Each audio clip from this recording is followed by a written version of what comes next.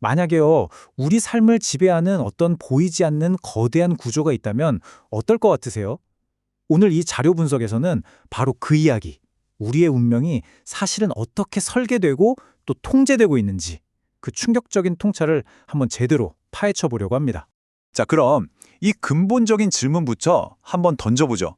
만약 지금 여러분의 운명, 여러분이 가진 신념, 그리고 발 딛고 서 있는 이 현실이 사실은 누군가에 의해 아주 정교하게 만들어진 거대한 감옥의 일부라면 어떠시겠어요?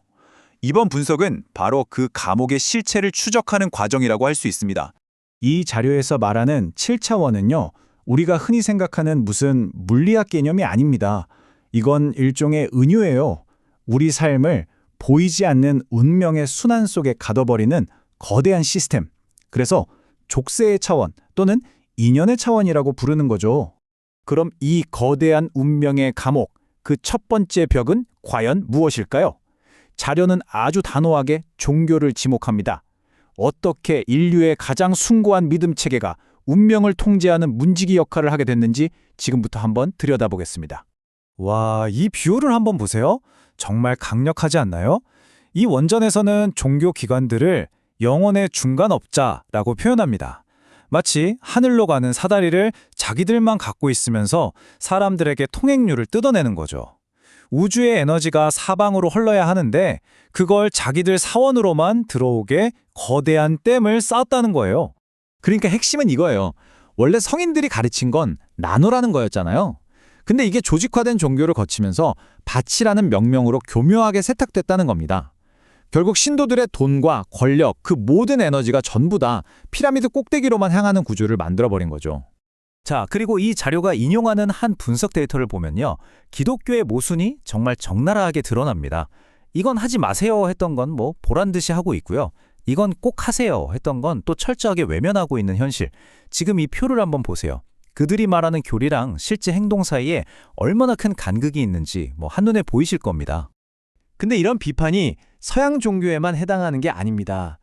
이 자료는 분석의 범위를 동양 철학으로까지 넓히는데요. 우리가 존경에 맞지 않는 성인들의 가르침조차 어떻게 변질되고 왜곡되었는지를 보여주죠. 공자의 예를 한번 볼까요? 원래는 사람 사이의 조화를 위한 정말 훌륭한 가르침이었죠. 하지만 이게 지배계급의 손에 들어가면서 질서라는 이름의 완벽한 이데올로기 감옥이 되어버립니다. 아랫사람의 목소리를 억누르고 저항할 생각조차 못하게 만드는 아주 강력한 통제 수단으로 전락했다는 거예요. 부처의 업, 즉 카르마는 또 어땠을까요? 이 심오한 인과율의 법칙이요. 현실에서는 불평등에 저항할 의지 자체를 꺾어버리는 일종의 영적인 마취제로 악용됐다고 자료는 폭로합니다. 당신이 지금 고통스러운 건 다 전생의 빚 때문이니까 그냥 받아들이세요 라는 식으로 대중을 가스라이팅하면서 현실개혁의 목소리를 잠재웠다는 거죠. 이 문장이 종교에 대한 자료의 결론을 아주 명확하게 요약해주는 것 같습니다. 성자들은 나눔을 가르쳤으나 종교는 독점을 배웠다. 창시자들의 그 순수했던 의도가 거대한 제도 속에서 어떻게 처참하게 배신당했는지를 보여주는 정말 뼈아픈 한 문장입니다. 자, 이제 다음 단계로 넘어가 보겠습니다. 이 분석에 따르면 종교는 사실 첫 번째 방어선에 불과했다고 합니다. 그 뒤에는 훨씬 더 거대하고 훨씬 더 강력한 힘이 숨어 있다는 거죠. 우리가 지금까지 살펴본 이 종교와 철학의 왜곡, 이 모든 게 사실은 진짜 주인을 숨기지 위한 일종의 가림막이었다면 어떨까요? 이 자료는 바로 이 지점에서 우리를 더 깊은 곳으로, 이 감옥의 진짜 설계자에게로 이끌고 갑니다. 그리고 마침내 그 정체가 드러납니다. 그 성인들의 가르침이라는 우산 뒤에 떡 버티고 서 있던 거대한 거붉은 철제 가림막. 이 원전에서는요, 그걸 바로 자본주의라고 딱 지목합니다. 7차원이라는 운명의 족쇄를 만든 바로 그 최종 설계자라는 거죠. 그럼 자본주의는 대체 우리를 어떻게 통제하는 걸까요? 자료는 크게 세 가지 핵심적인 기만을 지적합니다. 첫째, 세상 모든 건 늘 부족하다는 희소성의 신화를 퍼뜨려서 우리를 끝없는 경쟁으로 내몹니다.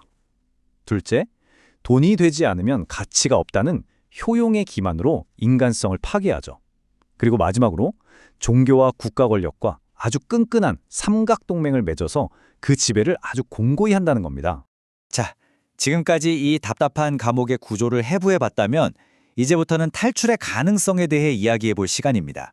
놀랍게도 이 암울한 분석은 마지막에 아주 희망적인 청사진을 제시하면서 끝을 맺거든요. 이 자료가 제시하는 해법은 바로 8차원으로의 진입입니다. 여기서 말하는 8차원은 어떤 공간이나 장소가 아니에요.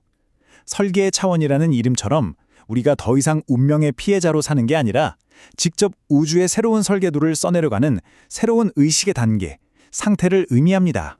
그러니까 이게 정말 중요한 포인트인데요. 감옥이 있다는 걸 그냥 깨닫는 것만으로는 부족하다는 겁니다.